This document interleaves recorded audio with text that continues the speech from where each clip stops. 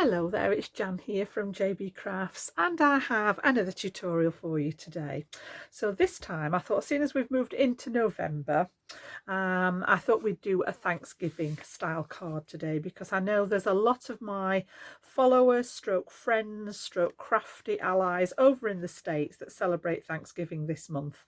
It's not such a big thing here in the UK, but I love the idea of it, and I know it's very, very widely celebrated over in the United States. So this one's for you guys, and I've kept it very, very simple and elegant today. Very, very little, in fact, hardly any inking, which is unusual for me. All the edges are just as they sort of started out with the card, and we're going to do a little bit of heat embossing in the gold, and I wanted to go golden cream, and then I've just added that little touch of green to sort of bring everything together.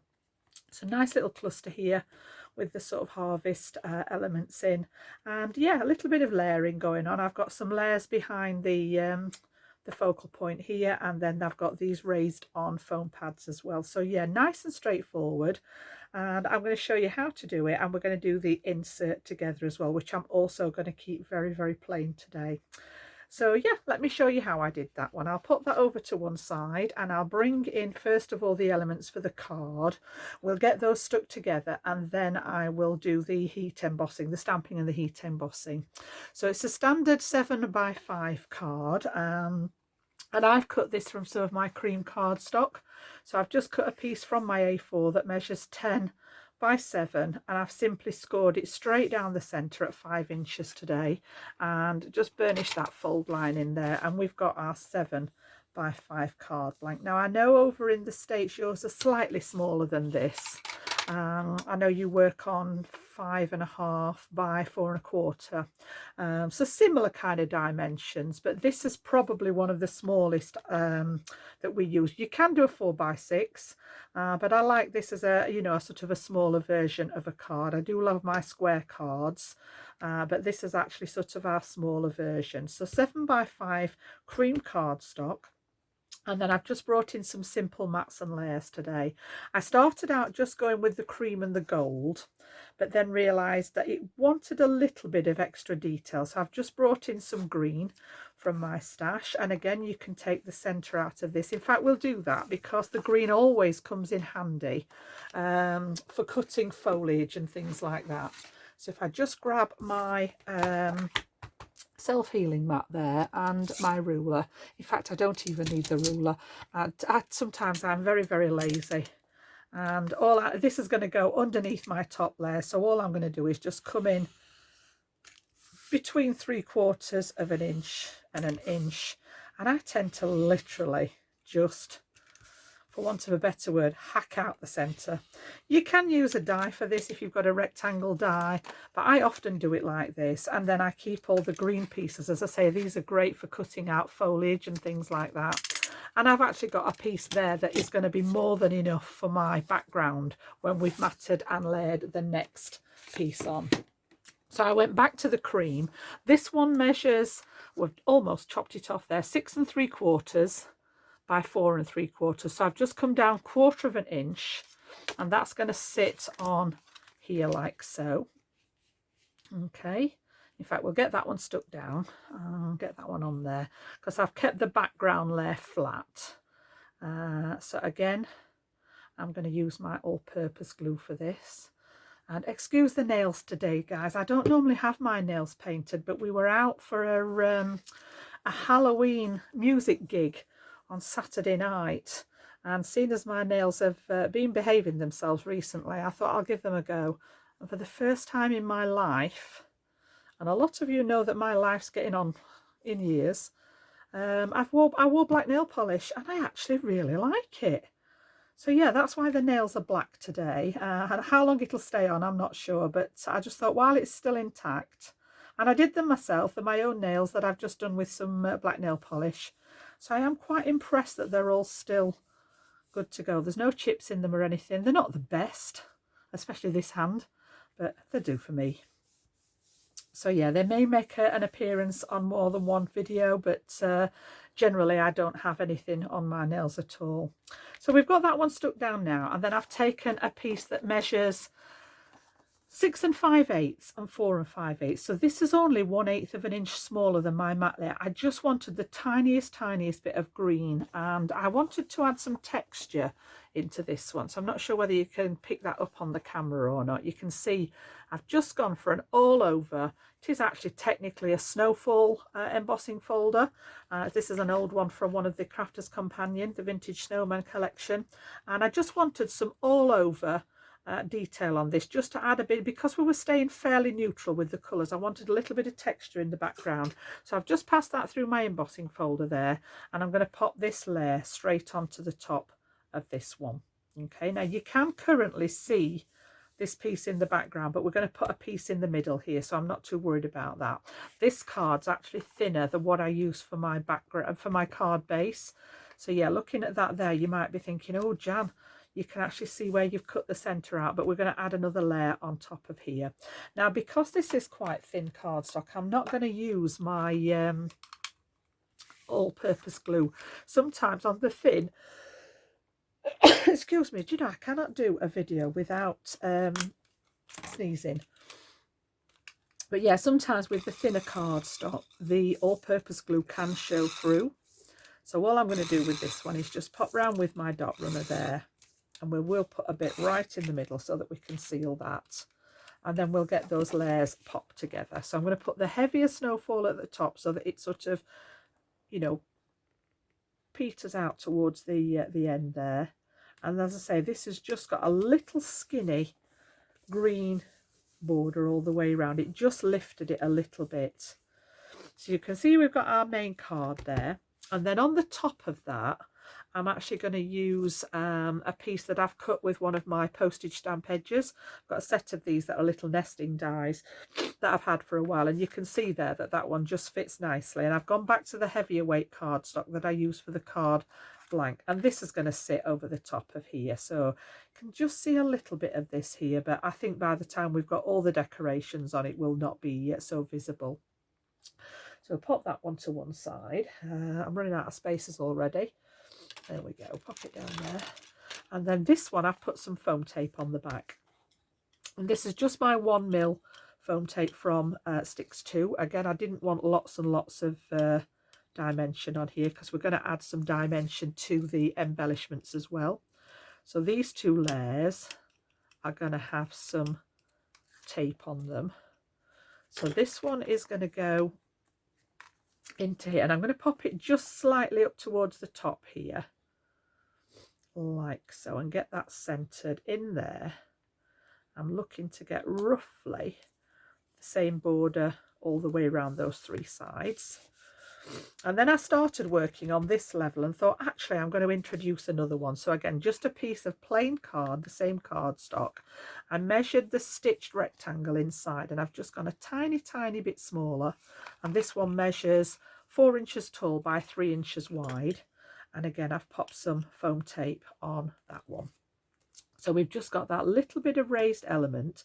Now, if you were considering mailing your card, you can omit the foam tape and just stick everything flat. I know it does make a difference to the postage when you've got layers in things, but if you're hand delivering, then we're good to go. So that one's just going to center nicely in between that stitched rectangle and just add a little bit more interest. You can see that my background card is very quite clean and simple for me. I've normally got inks out everywhere, even if it's only around the edges of the piece of card, but I wanted this one to stay looking nice and clean.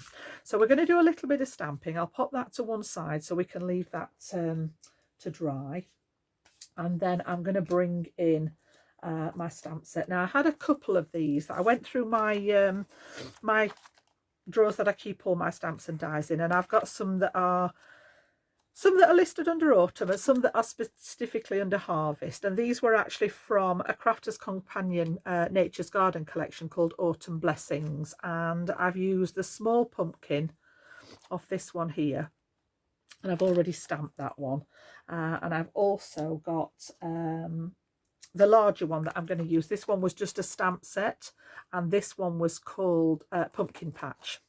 And you've got some really nice sort of imagery on there, but I just want the main pumpkin, which I've got in my stamping platform here. Did consider this one, but I didn't want too much fuss. I just wanted the nice golden cream pumpkin, so we're going to use that one. So I've got a little scrap of that card. I've got my stamping positioner at the ready. We're going to secure the card in there. Let me just pop the top on my glue again so that it doesn't start drying. And then I've got my stamp here at the ready. So we're just going to stamp this out and emboss it in some gold fine detail embossing powder.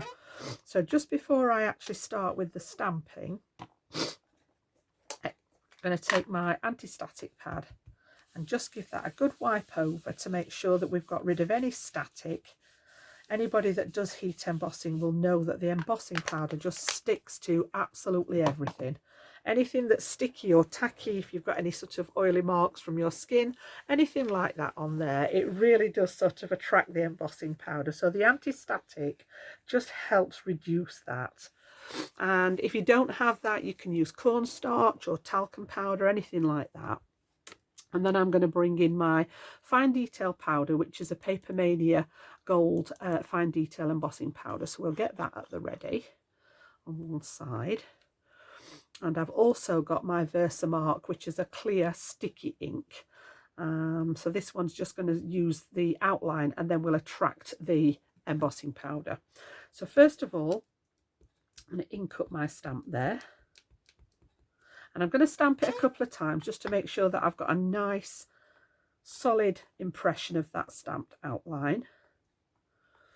And again, I always do it twice. I always think once is good, but twice is better. Okay, we can pop that one away. And then just give that one. And this is the beauty again of using a stamp positioner, because that's going to stamp straight over the top there. Okay. And then just very carefully move my piece of card without touching that inked area. I've got a little piece of scrap paper, and then we're actually going to pop that detail powder straight over the top there. Tip it over, tap off any excess, and you can see we've got a really nice impression there with just the powder where we want it to go. Now again, I always just give it a second one just to make sure that everything has got a little bit on. I also keep an angled paintbrush for this purpose as well, so that if there is any little bits that you don't, any stray bits, this is a great one for just taking off any extra. And I'm going to cut this out anyway, so I'm not too worried if there are any little bits of speckles on the card. But even if you've got something inside here, that angled brush with the point is great for just touching up anything like that. So we'll get this funnel back into my pot there. And get the lid on that before we have any accidents. And then I usually just bring in my cloth and make sure that there's no stray particles left in there before we pop that back together. And then I'm going to bring in my heat tool and my little hot hands there to hold it with. And if you make sure that you're bringing your heat tool up to temperature, so card when it's heated will warp. So the least amount of time that the heat's on your card, the better.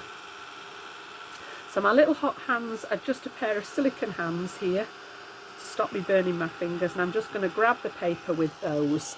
And then I'm just going to hold this and get that heat embossing moving. And you'll see straight away that it will start and go nice and shiny again rather than that dull gold. So and once it's started turning, all I'm going to do is just chase it around, and it shouldn't take too long to just go all the way around, a little bit on the back to straighten the card, and our image is done there. It's as simple as that. It's a nice quick process. And then I'm going to leave that to dry for a second, and then we're going to add just a tiny bit of colour, and then I am going to fussy cut it out with my little scissors here. And I've got two of the smaller ones already done because it's the same technique. And then some embellishments as well.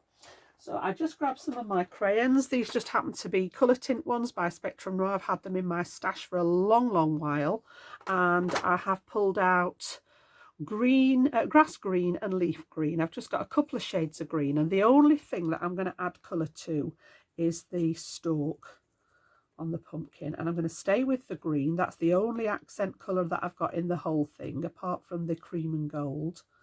So I'm just going to add a little bit of colour in there, and then I've brought the darker one, just a tiny little sort of hint that there's some depth to it. And that's again all I'm going to do with the colours, nice and simple. I didn't want to colour the pumpkins. I know traditionally the pumpkins are orange, but I wanted this to stay with those lovely colours. So as far as the fussy cutting's concerned, my tip would be to get rid of any excess card. Just going to keep that one piece to hold on to. And then I always use my tiny little scissors, and all I'm going to do is take it not quite up to the embossing, but I'm just going to leave a sort of about a 1/16 of an inch, and I'm actually keeping my scissors relatively still. The scissors are just doing this action, and then the card is going to be the bit, this hand and the card is going to be the bit that's moving. And if you can do this all in one cut, rather than keep snipping into it, you'll get a nice smooth finish on your fussy cutting. So rather than snipping here and taking rid of the excess card and then starting again, I like to try and do it all in one go. So I'm going to go all the way around the edge, just staying about that 1/16 of an inch away from the embossed line. And then I'm going to keep all that waste in one piece until I get right back to the beginning. And I find, for me, I get a much better finish on it when I keep this rather than snipping bits off. And then I'm just going to bring in my score tool, my ball tool here, and just around the edge of it, I'm going to go around the whole edge of this, and it just bevels that edge that little bit to make it almost look as if it's been die cut. When you put your items through a die cutting machine, the metal die usually presses that edge down. So by just adding that little bit of pressure to the edge, you've got a really nice die cut piece there. So that's my large one, and then I've done exactly the same with a couple of that smaller stamp set as well. So those are going to be my main embellishments, and we're going to put some foam behind those, some foam adhesive behind those.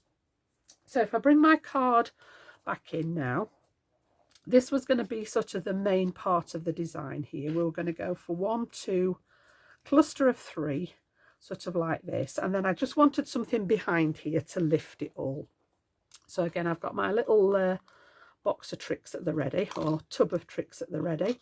So the first thing that I die cut was one of my little dotty circles. I love these. I've got a set of 3 of these. I think these were bought from Amazon a little while ago, and they cut out the most delicate of circles there. So I'm going to use this as a backdrop. I want this to go behind here to give a little bit of detail to the rest of the design. And again, I still wasn't happy that there was so much gold going on without running into any interference. So the next thing was to actually cut some green leaves. And these are the same green as that background mat. And again, I had some of these out when I did my last card. So these were already out, the leaves, but I've cut a couple of this largest design off this particular one, and these are from an old Crafters Companion set called Autumn Morning. It's been out years and years and years. So I think some of this was part of the collection, and then bits of it came with a magazine as well. And then I've just cut one of this this style here. Wanted decent size leaves to go in the backdrop for that, so that's where I've got my embellishments from. And I wanted to actually put these behind to start and add a bit of colour and just break up all that sort of gold. There was a lot of gold going on there, so we're just going to bring these in sort of at 3 points, keeping this bottom left corner, and work along that kind of line. Okay, so let's get all those stuck down. I've got my foam pads at the ready, and I'm going to go to my acrylic glue, what I call my embellishment glue. The first thing I'm going to do is pop that gold circle down. And again, if you can remember to do so, you can always do this with a little bit of double-sided adhesive, but I always forget. I think it's a great idea and then I forget to do it. So I'm just going to add glue in those places where it's got the natural sort of spaces on the die. There's going to be things over the top of this, so I'm not too worried if it's not every single bit of it stuck down. And then this one is going to go sort of towards that top section here, and I'm just going to grab my wax paper there and use that to press down. It gives me a surface to press on, and it also doesn't attract any glue that might seep out because it's wax. So I use that to add the pressure, and we've got that one popped nicely in place there.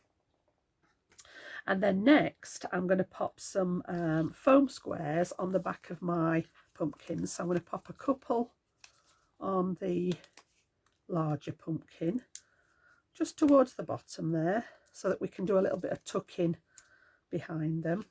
And then again, I want one each on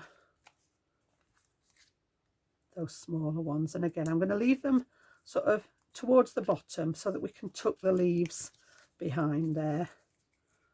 And again, I want one, oops, on the bottom of this one as well.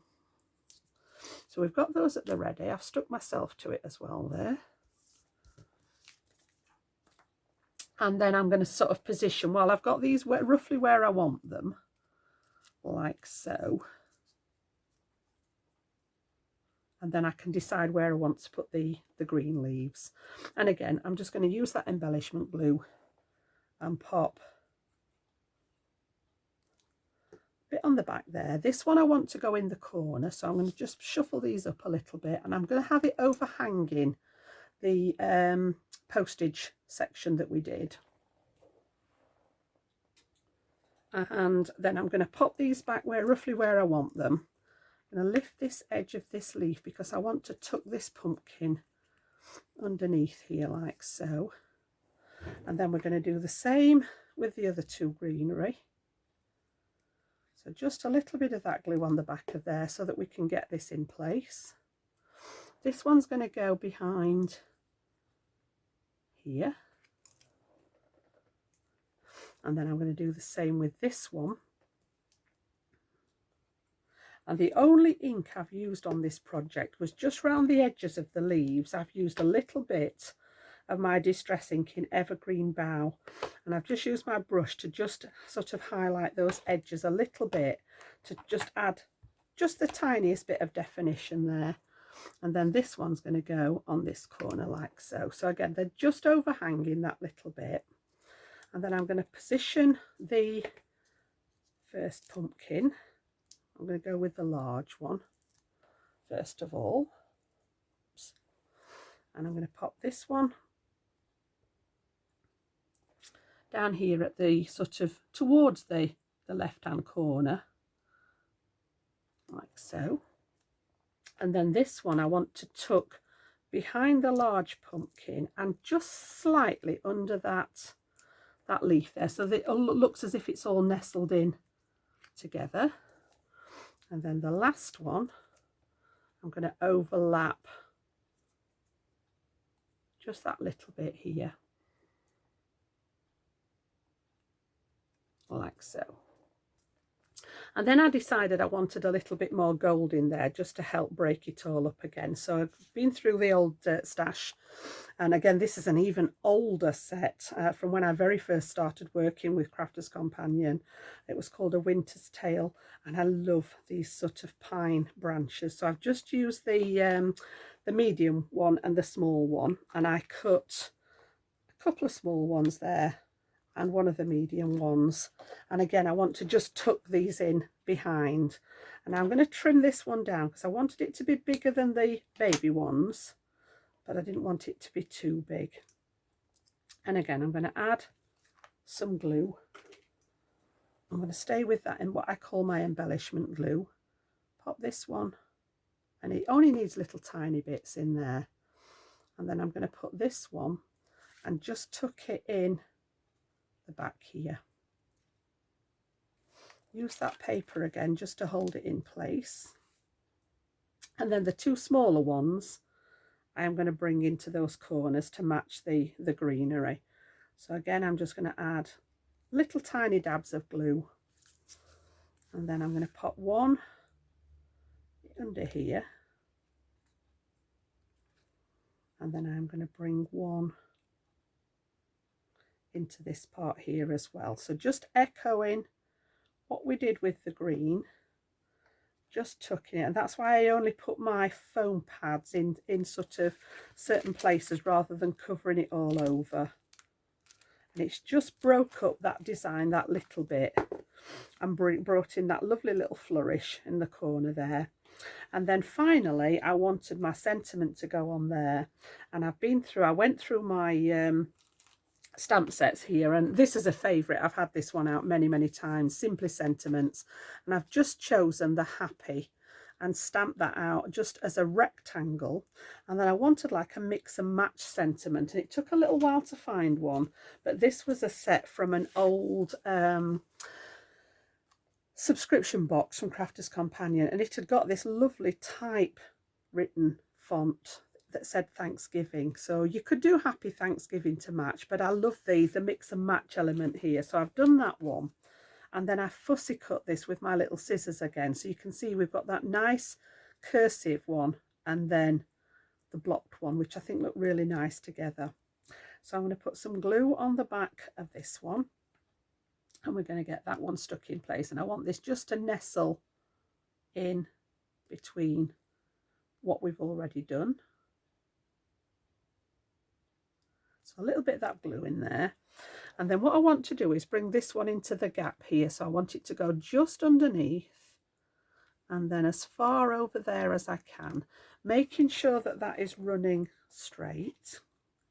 Does overhang just a fraction, but I'm not too worried about that. And then I was playing around with the placement on this one as to where I wanted it to go. So again, I'm just going to add glue onto the back of this one. And I was playing around with, you know, where I wanted this to go for a while. And again, it just sort of lent itself to going in this gap here at the end. So again, I'm just going to pop it on there, whoops, and then wriggle it into place because we've got that wet glue and we've got our Happy Thanksgiving there. So we've got that lovely bit of texture in the background. I've got a little bit of something just on the bottom there, so the glue eraser comes in handy for that. And you can see there we've got that nice sort of arrangement in reasonably neutral colours. As I say, just that hint of green in there just to lift it all a little bit. And we've got that design at the ready. Now the only thing again that I did different with this one, of course, out came the gems. You can see we've got the two very similar designs. And then I've added to this one my set of gold gems, just the 5 there, coming up through the design, through the sentiment, and just drawing your eye across the middle of that design. And then for the insert on this one, I had a look through some of the other sets that I'd got because I knew what I wanted to say inside here. And this again, I took all these out of my subscription boxes and I made the mistake of not numbering them. So I'm not sure which ones they're from. But in here, there was one that said, from our house to yours. And I just thought that was perfect for this particular card. So I've cut another piece of the cream card. And I think this one was, yeah, 4.5 by 5.5. Sorry, by 6.5. 4.5 by 6.5. So just half an inch smaller than the actual card. And then what I'm going to do is bring my platform back in. We'll get rid of the pumpkin for a second. Pop this one in here. And then I'm just going to pop this. And I tend to go in about that sort of top, just above the halfway mark, so that you've got a nice space to write any message here. And then I'm going to try and get that as straight as I can, about even distance either side.